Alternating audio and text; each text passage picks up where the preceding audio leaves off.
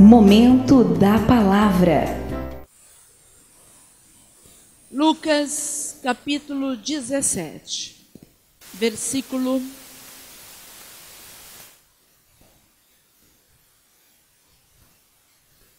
17.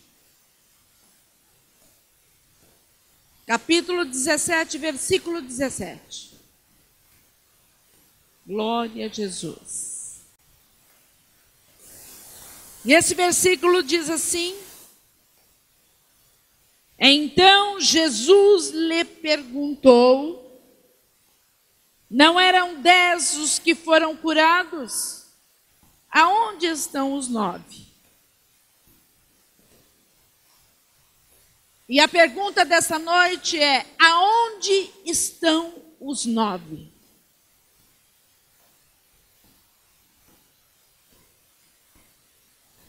E eu vou crescer um pouquinho mais. Aonde estão as 900 pessoas dessa igreja?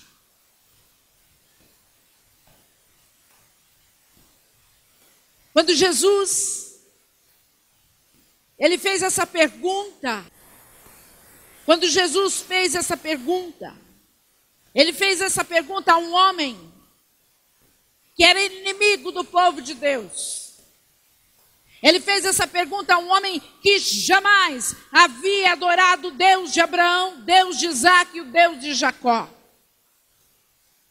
Sabe quem era este homem? Um samaritano, um homem da cidade de Samaria, que não conhecia o poder de Deus, que não havia recebido a promessa sobre a vida dele ainda. Mas fala a palavra de Deus que este homem, sendo participante de um grupo de 10 leprosos, ao passar pelo caminho ao lado de Jesus, este homem recebeu o milagre, juntamente com os outros 9. Mas diz a Bíblia que na caminhada este homem voltou para glorificar, para agradecer. Somente ele voltou e se prostrou aos pés de Jesus. E Jesus faz uma pergunta tradicional: cadê o resto?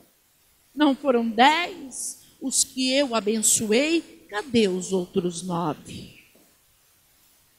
Quantas vezes nós que somos servos de Deus, eu vou me incluir também, porque aqui não tem ninguém melhor do que ninguém, não. Todos nós somos fracos na fé. Tem hora que estamos lá no pico, tem hora que estamos lá embaixo. Tem hora que estamos lá no Monte Ararat. Tem hora que nós afundamos, igual aquela cobra lá que caiu, aqueles coveiros lá, aqueles homens lá, que precisou arrancar com aquele aparelho. É assim somos nós. Fraqueza humana. E quantas vezes o Senhor tem feito maravilhas na nossa vida.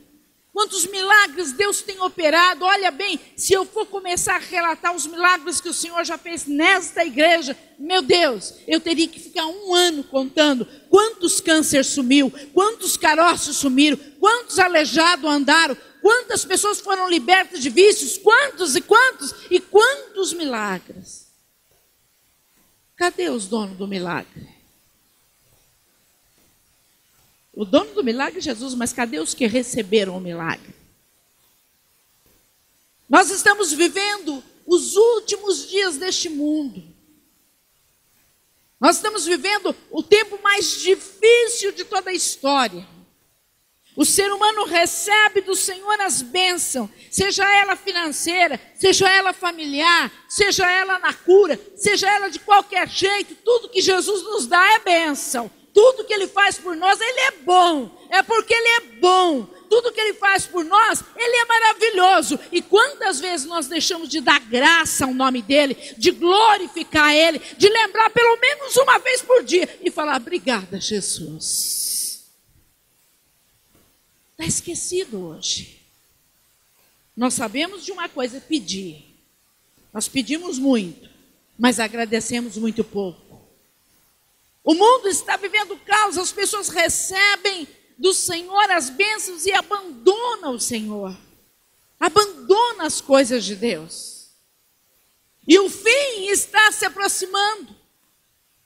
O Apocalipse está se cumprindo. A volta de Jesus está iminente. Está aí nos jornais estampado os acontecimentos no Japão. Está aí acontecendo as previsões do livro de Apocalipse. E o povo se encontra dormindo, se encontra andando nas nuvens, não acordando para uma realidade. Está para acontecer. Quem sabe você está aqui nessa noite, você diz, pastora, mas eu estou aqui.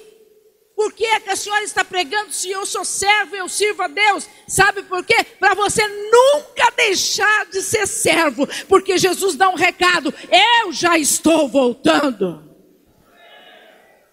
Já estou voltando. E quantas vezes as coisas que nós recebemos são esquecidas por nós mesmos. E nós vamos deixando. O povo está atarefado, um está casando, o outro está noivando, o outro está fazendo festa, o outro está viajando não sei lá para onde, o outro está errado. Isso não, fique à vontade. Só que de um jeito não é errado, quando nós colocamos o Senhor em primeiro lugar na minha vida. Na sua vida ele tem que ser colocado em primeiro lugar. Eu posso ir para o lugar que for viajar, mas Jesus vai comigo dentro do meu coração.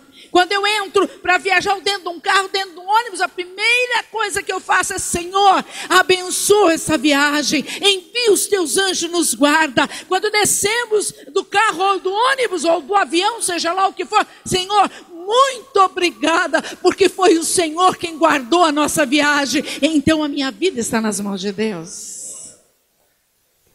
Nós precisamos entender que há esta necessidade.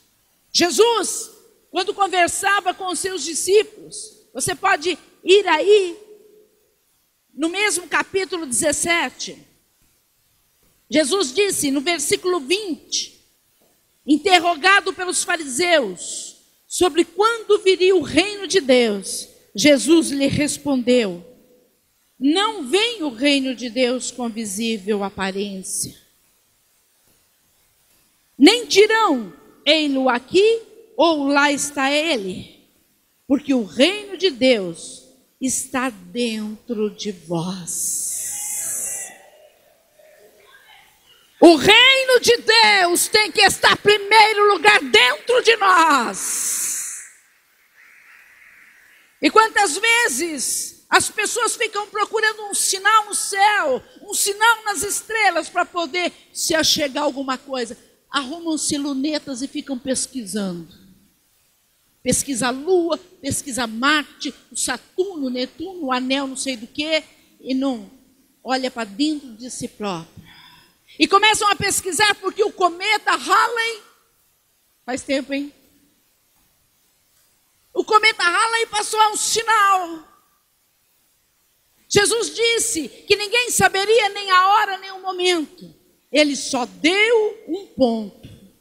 Quando ouvires terremoto após terremotos, calamidades, pais matando filhos, filhos matando pais, roubo, atrocidade, tudo quanto é tipo de tragédia nesse mundo, Jesus disse, então este será o começo do fim. Mas o começo do fim já aconteceu em 1914, quando houve a Primeira Guerra Mundial.